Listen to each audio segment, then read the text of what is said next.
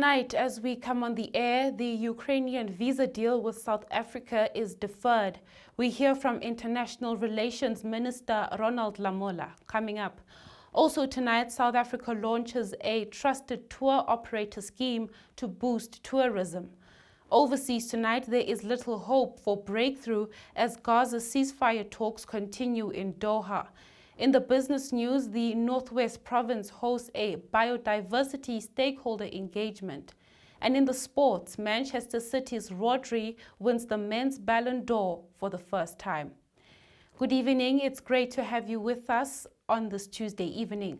First tonight, the visa waiver agreement between South Africa and Ukraine, which allows for easier travel between the government officials of the two countries, has been deferred for more consultations.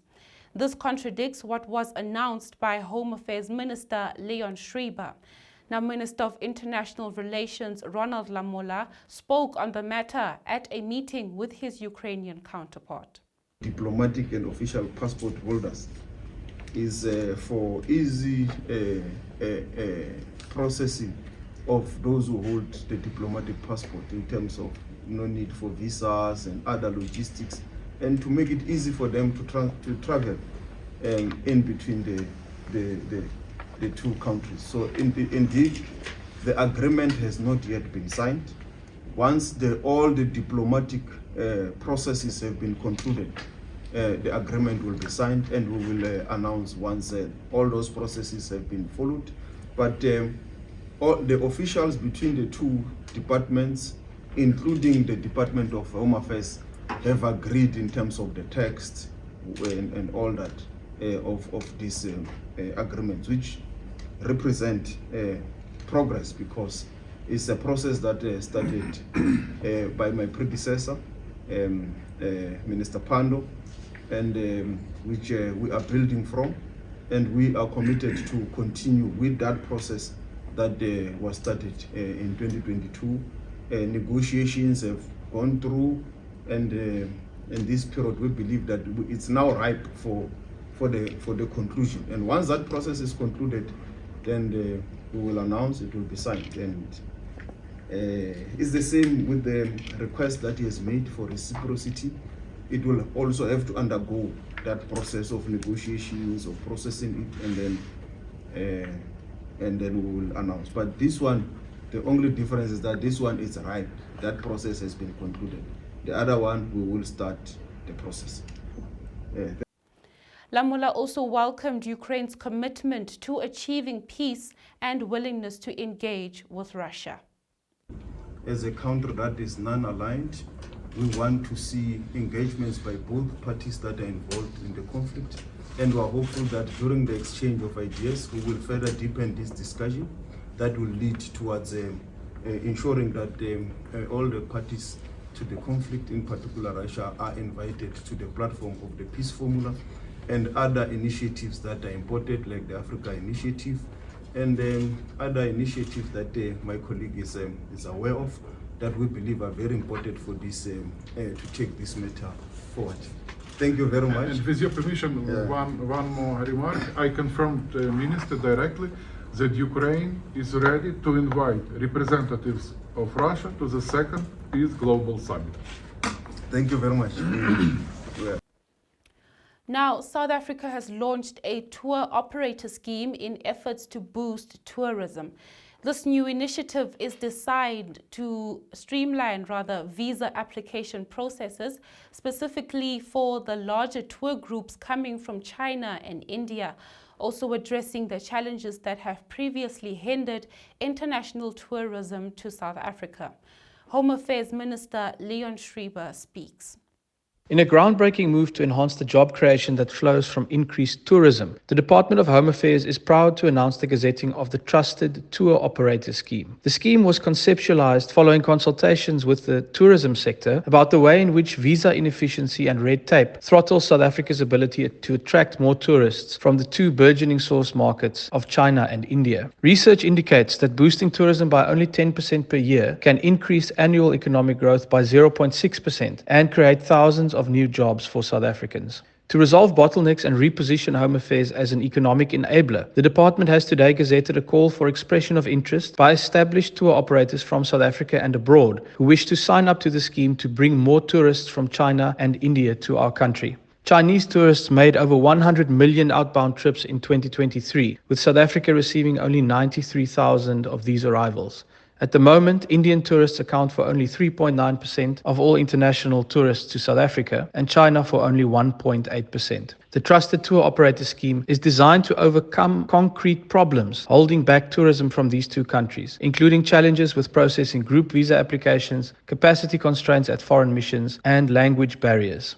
Additionally, as a contribution towards our apex priority of digital transformation, Home Affairs has successfully digitized the application process for the Trusted Tour Operator Scheme. Instead of email applications that result in drawn-out manual and paper-based decision-making processes, a user-friendly online portal will enhance transparency and improve turnaround times for applicants. The applications are open for 30 days, and any interested party can visit www.dha.gov.za, click on the Trusted Tour Operator Scheme banner, and you will be able to access the portal. The introduction of the Trusted Tour Operator Scheme is part of the significant interim reforms we are putting in place to enhance the efficiency of Home Affairs while we work towards our 5-year vision of delivering Home Affairs at home through digital transformation. I am confident that this scheme will make an immediate contribution towards growing tourism and job creation, and I look forward to welcoming the first tour groups facilitated through the Trusted Tour Operator Scheme. We'll now get the latest in international news.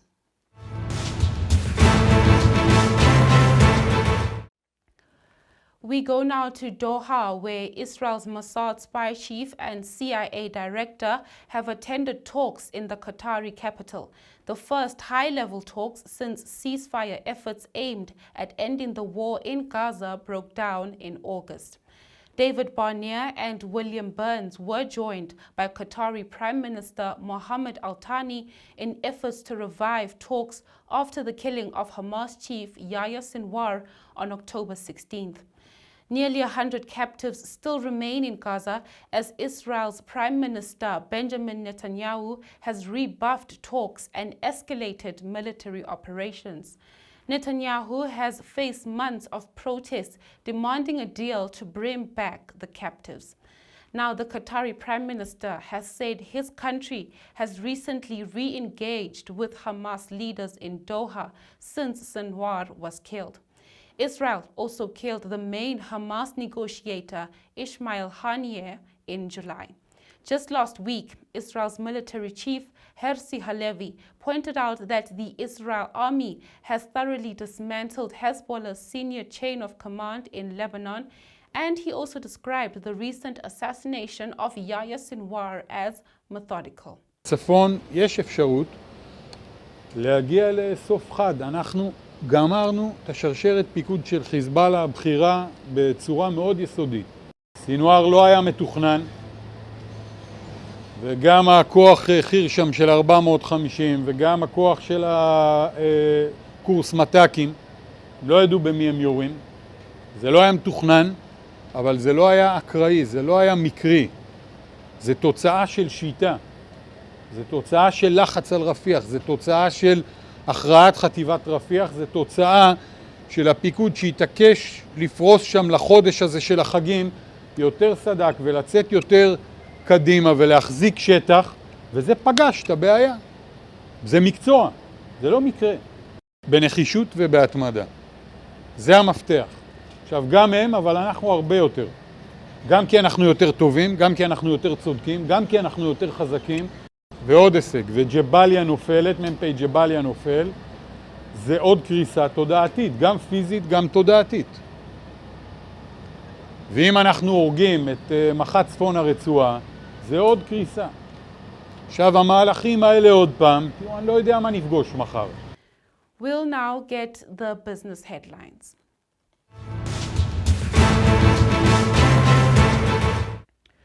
The MEC for Department of Economic Development, Environment, Conservation and Tourism, Bizaleng Kopane, and the member of Mayoral Council for Bojanala District, Councillor Mohammed Karani, led a 2-day biodiversity sector stakeholder engagement at the Sun City Resort. MEC Linkopane discussed the expanding market for game meat production, community-owned enterprises and bioprospecting opportunities, all of which contribute to rural economies and support local industries. Now, key projects that were discussed include the development of a biodiversity mega hub, a commercialization strategy for the Northwest Parks and Tourism Board, also boosting economic viability and ensuring sustainable benefits for economies. The event also provided a platform for stakeholders, including traditional leaders and industry representatives, to contribute ideas and form partnerships to help propel the province's economic goals forward. That was tonight's business headline. Stay with us as we wrap up with the sports news.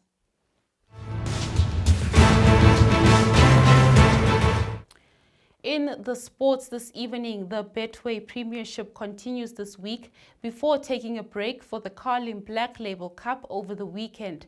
In tonight's action, table-topping Orlando Pirates, who are the only unbeaten side in the league, will visit TS Galaxy at Mbombela Stadium. Kickoff is at 7:30 p.m. The Sea Robbers have their 2024-25 Premier Soccer League journey off to a great start, this after having won their first 5 games. Amazulu, who sit at the bottom of the league table, will welcome third-placed Chippa United at Moses Mabhida Stadium at 7:30 p.m. Now, Sekhukhune United hosts Richards Bay FC at the Makhulong Stadium at 7:30 p.m. Both sides lost their previous games and are only separated by 2 points on the log. And more exciting football news, Manchester City and Spain midfielder Rodri has won the men's Ballon d'Or, awarded to the best footballer of the year for the first time. The midfielder beat the Real Madrid trio of Vinicius Jr., Dani Carvajal and Jude Bellingham to top the honor. The 28-year-old is the first Spanish player to win the men's award since 1960 and the first Premier League player since Cristiano Ronaldo in 2008 to win the award. Barcelona star Bonmati won the Women's Ballon d'Or award for a second year running. The 26-year-old Barcelona playmaker had been a clear favorite for the award after starring in both La Liga F and the Women's Champions League, in which Barcelona lifted the trophy for the third time in 4 years last season. Barcelona's teenage star Lamine Yamal won the Copper Trophy, awarded to the best male player under the age of 21. Emi Martinez retained the Yashin Trophy as the world's best goalkeeper in 2024. Meanwhile, Bafana Bafana captain Ronwen Williams finished 9th in the final voting for the list of 10 nominees for the Yashin Trophy, placing him in the top 10 keepers in the world for the 2023-24 season. And incredible milestones there for those soccer players. I'm Boitumelo Monare, and I'll see you right back here tomorrow night. Good night.